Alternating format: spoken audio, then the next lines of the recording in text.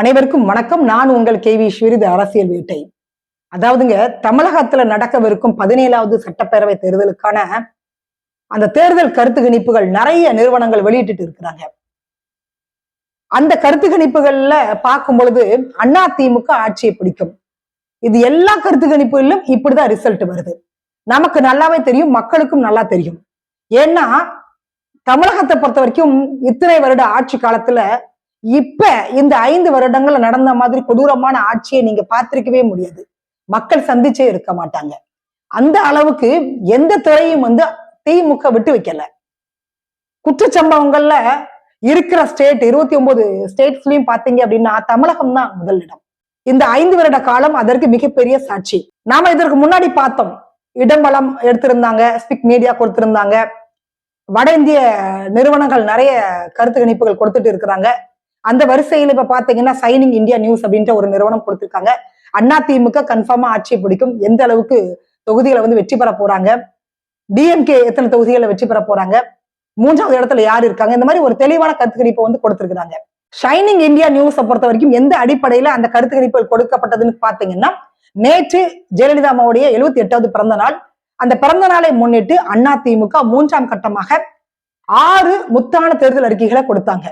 அந்த தேர்தல் அறிக்கைகளின் அடிப்படையில தான் இந்த ஷைனிங் இந்தியா நியூஸ் அவங்க இந்த கருத்து கணிப்பை எடுத்திருக்கிறாங்க. அந்த தேர்தல் அறிக்கை என்பது மிக முக்கியத்துவம் வாய்ந்தது. சும்மா போற போக்குல டிஎம்கே மாதிரி 550 தேர்தல் அறிக்கைகளை அள்ளி வீசிட்டு போக முடியாது.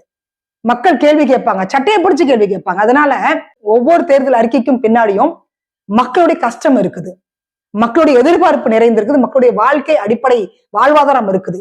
அந்த அடிப்படையில தான் 6 முத்தான தேர்தல் அறிக்கைகளை அதிமுக கொடுத்திருக்காங்க. இதற்கு முன்னாடி 10 தேர்தல் அறிக்கைகள் 2 கட்டங்களாக கொடுத்தாங்க.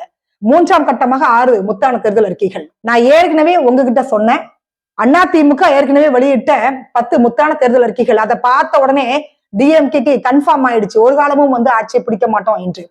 அதுவும் போக நேற்று வெளியிட்ட அந்த 6 முத்தான தேர்தல் அறிக்கைகள் நிச்சயமாக இதை எதிர்பார்த்துக்கவே மாட்டாங்க. மிகப்பெரிய ஒரு ஷாக்கு. இபிஎஸ் மிகப்பெரிய ஒரு ஷாக் நம்ம மு.க. ஸ்டாலின் தமிழக முதலமைச்சருக்கு கொடுத்ததை நம்ம பார்க்க முடிந்தது.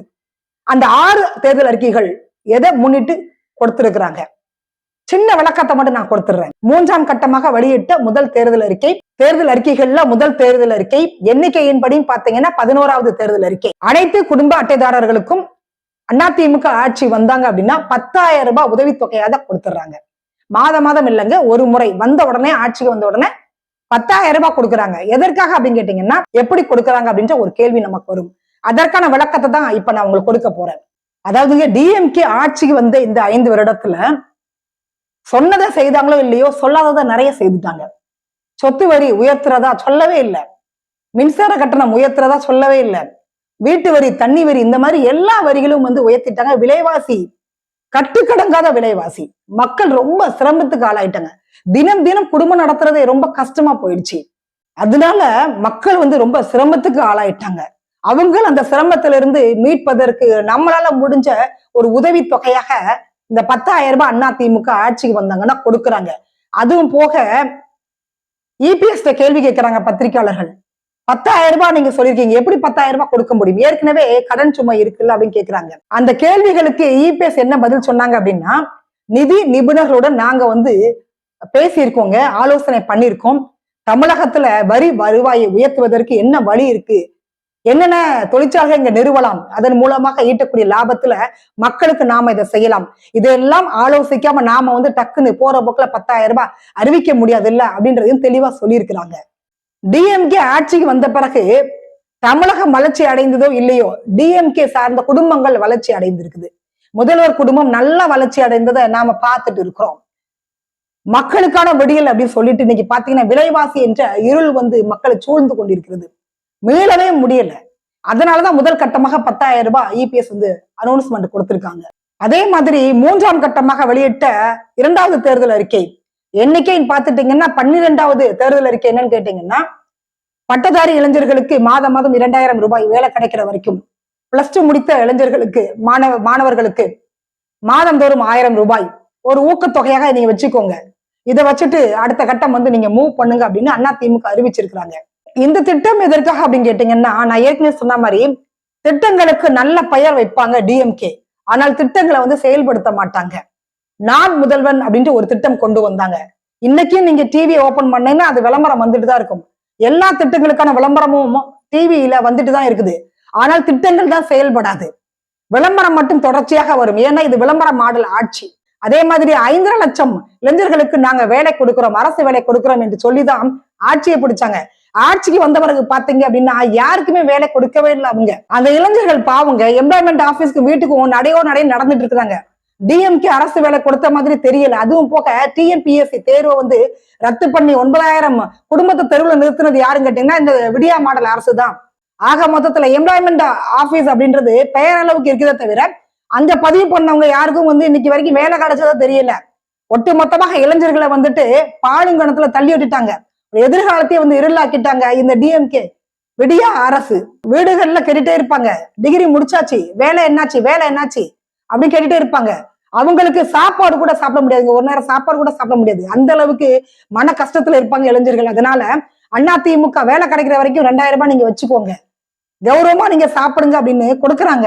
சோ அதற்காகத்தான் அந்த இளைஞர்களுக்கு மாதம் 2,000 ரூபாய், +2 முடித்த மாணவர்களுக்கு மாதம் 1,000 ரூபாய் வந்து அதிமுக 3ஆம் கட்டமாக அறிவித்த 2வது தேர்தல் அறிக்கை. அதுவும் போக இந்த 1000 இந்த 2,000 ரூபாய் என்பது அவங்க கனவுகளுக்கு சின்னதாக ஒரு உரம் போட்ட மாதிரி இருக்கும். மீன்பிடி தடைகாலம் வருது இல்லையா, அப்ப அவங்களுக்கு நிவாரணமாக தற்போது டிஎம்கே வந்து என்ன சொல்லியிருக்காங்க அப்படின்னா 8,000 ரூபாய் நாங்க கொடுத்துட்டு இருக்கோம், விளம்பரம் கொடுத்துட்டு இருக்காங்க. 8,000 ரூபாய்ல என்னங்க குடும்பம் நடத்த முடியும்? அதைத்தான் நம்ம ஓயாம கேள்வியா முன்வைக்கிறோம். ஆனால் அதிமுக கொடுத்த அந்த 3வது தேர்தல் அறிக்கை என்னன்னு கேட்டீங்கன்னா மீன்பிடி தடைகாலம் வருது இல்லையா, அப்ப நிவாரணமாக 12,000 ரூபாய் நாங்க கொடுக்கிறோம். 8,000 ரூபாய் என்பதை 12,000 உயர்த்தி கொடுக்கிறோம்னு சொல்லியிருக்கிறாங்க. இது எதற்காகன்னு கேட்டீங்கன்னா அதே மாதிரி மீனவர்களுக்கு இருக்கக்கூடிய மிக முக்கியமான பிரச்சனை என்னன்னு கேட்டீங்கன்னா இந்த இலங்கை கடற்படை. 2வது பாத்தீங்கன்னா டீசல் விலையெல்லாம் உயர்த்திட்டாங்க, அவங்களால மீன் பிடிக்க முடியல. அதுவும் போக மீனவர்களுடைய நலன் என்னென்ன இருக்குதோ அதெல்லாம் வந்துட்டு பாஜக வந்து தமிழகத்துல பூந்துடும் ஒன்றிய அரசுன்னு சொல்லியே இவங்க இணக்கமாக போகாம மீனவர்களுடைய நலனை வந்து அங்க அடகு வச்சுட்டாங்க. பாஜக அரசு என்ன பண்ணணுமோ அதை பண்ணிட்டு தான் இருக்கிறாங்க. ஆனால் அதை டிஎம்கே ஏற்க மறுக்கிறது. அதனால இன்னைக்கு பாதிக்கப்பட்டது யாருன்னு கேட்டீங்கன்னா மீனவர்கள் தான் பாதிக்கப்பட்டிருக்காங்க. அதனால 8,000 ரூபாய் கொடுத்த அந்த நிவாரண தொகை என்பது இன்னைக்கு 12,000 நம்மளுடைய அதிமுக அரசு கொடுக்கிறத உறுதி கொடுத்திருக்கிறாங்க. 3ஆம் கட்டமாக அதிமுக வெளியிட்ட 4வது தேர்தல் அறிக்கை, அதாவது 14வது தேர்தல் அறிக்கை, அதிமுக ஆட்சி அமைந்த பிறகு வரக்கூடிய ஒவ்வொரு பொங்கலுக்கும் வந்து 1000 ரூபாய் அந்த பொங்கல் தொகுப்புடன் பரிசு தொகையாக வழங்கப்படும். டிஎம்கே இந்த 5 வருடங்கள் என்ன பண்ணாங்கன்றது நமக்கு நல்லாவே தெரியும். கரும்பு கொடுக்கறதுல பிரச்சனை, கரும்பு இவ்வளவுதான் இருந்தது, ஒரு மூலம் கூட கரும்பு இல்ல.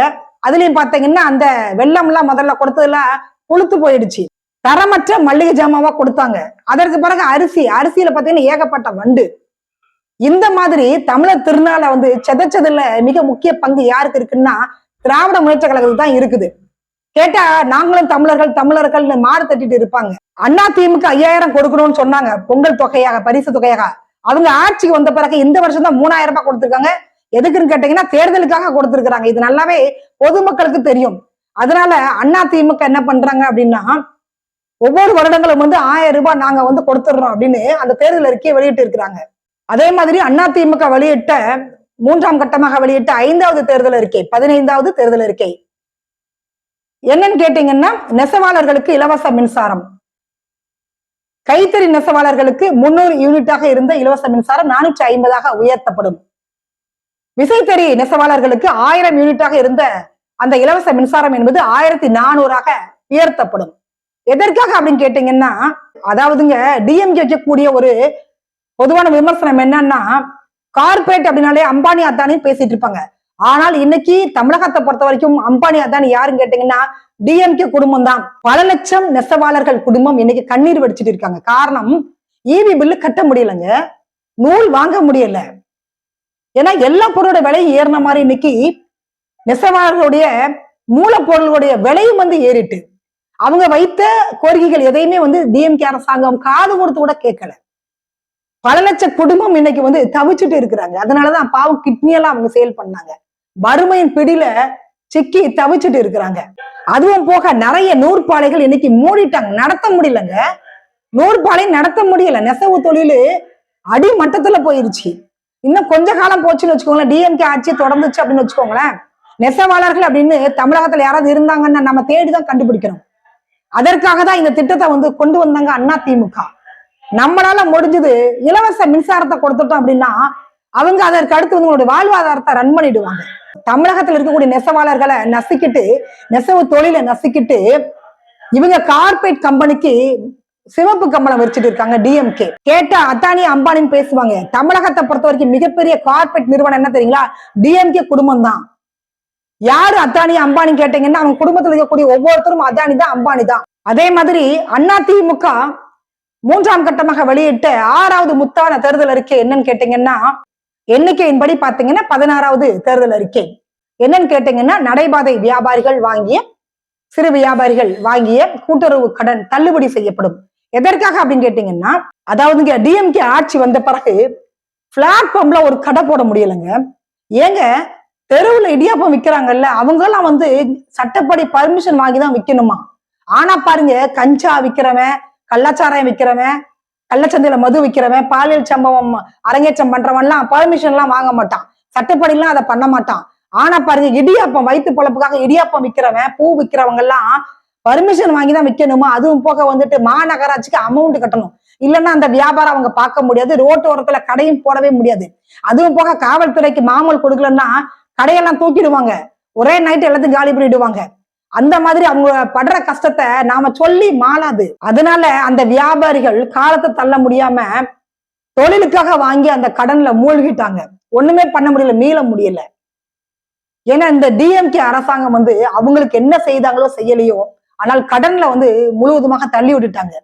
அந்த சுமையை குறைப்பதற்காகத்தான் அதிமுக ஆட்சியை பிடிச்சாங்க அப்படின்னா அந்த கூட்டுறவு வங்கியில வாங்கிய கடனை தள்ளுபடி செய்யறாங்க. எவ்வளவு பெரிய விஷயன்றதை திங்க் பண்ணி நீங்க பாருங்க. சோ இந்த மாதிரி 6 முத்தான தேர்தல் அறிக்கைகளை அதிமுக கொடுத்திருக்கிறாங்க. அதற்கான விளக்கத்தை நான் கொடுத்துட்டு, உங்களுக்கு ஏதாவது சந்தேகங்கள் இருக்குது அப்படின்னா நிச்சயமாக கேளுங்க. அடுத்த பதிவுல நான் உங்களுக்கு விளக்கமா நான் சொல்றேன். அதே மாதிரி அதிமுக கொடுத்த இந்த 16 தேர்தல் அறிக்கைகளும் நிச்சயமாக அதிமுகவால் இபிஎஸ் நிறைவேற்றக்கூடிய தேர்தல் அறிக்கைகளை மட்டும்தான் கொடுத்திருக்கிறாங்க. டிஎம்கே மாதிரி ஒரு புத்தகம் போடுற அளவுக்கு தேர்தல் அறிக்கைகளை கொடுத்துட்டு சட்டமன்றத்துல தவிக்கிறாரு முதலமைச்சர். பேச முடியல. ஏன்னா எந்த தேர்தல் அறிக்கையை நம்ம சொல்றது எதையுமே நிறைவேற்றல. 4-5 தேர்தல் அறிக்கைகள் கூட முதலமைச்சரா கெத்தா சொல்ல முடியல. ஆனா பாருங்க, டிவி திறந்தோன்னா விளம்பரங்கள் வந்துனே இருக்கும். பீச்ல படுத்திருந்தோம், இன்னைக்கு போயஸ் கடன்ல எங்களுக்கு பங்களா கட்டி கொடுத்திருந்தாங்க அப்படின்னு விளம்பரத்துல பேசிட்டு இருக்கிறாங்க. ஒரு 500 ரூபாய் 1000 ரூபாய் கொடுத்தா அவங்களுக்கு அன்னைக்கு பெரிய தொகை, அதனால விளம்பரத்துல நடிக்கிறாங்க. இன்னொன்னு டிவிகள்ல நம்ம வர்றோம், அதனால அந்த மக்கள் பாவம் தெரியாது அவங்களுக்கு. இந்த விளம்பரத்துல நடிக்கக்கூடியவங்க உண்மையில பாத்தீங்கன்னா 500 ரூபாய் 1000 ரூபாய்க்கு மட்டும்தான் நடிச்சிருப்பாங்க. அன்னைக்கு தேவை அவங்களுக்கு, அது அவங்களுக்கு தெரியாது. அவங்கள வச்சு இந்த டிஎம்கே அரசாங்கம் என்னென்ன பண்ணிருக்காங்கன்றது அந்த மக்களுக்கு தெரியாது, பாவம் அவங்க. சோ இப்ப அதிமுக கொடுத்த அனைத்து தேர்தல் வாக்குறுதிகளும் நிச்சயமாக நிறைவேற்றப்படும். அதற்கான வழிமுறைகள் என்னன்றதையும் நம்ம இபிஎஸ் தெளிவாக பத்திரிகையில சந்திப்புல சொல்லியிருக்கிறாங்க. இதை விட வேற என்னங்க வேணும்? ஒரு நிர்வாகம் எப்படி பண்ணணும் என்பது இபிஎஸ் நல்லாவே தெரியும். அந்த 4.5 வருட காலம் மிகப்பெரிய சாட்சி. ஆனா பாருங்க, நாங்க 6 முறை ஆட்சியில இருந்தோம் அப்படின்னு ஒரு டிஎன்பிஎஸ்சி தேர்வு கூட ஒழுங்காக நடத்த முடியாத நிர்வாக திறமையற்ற ஒரு பொம்மை முதல்வராக இன்னைக்கு எம்.கே. ஸ்டாலின் அவங்க இருக்கிறாங்க. விளம்பரம் அது தவிர வேற எதுவுமே அவங்க இந்த 5 வருட காலங்கள்ல பண்ணவே இல்லை. சோ மீண்டும் சந்திக்கலாம். நன்றி, வணக்கம்.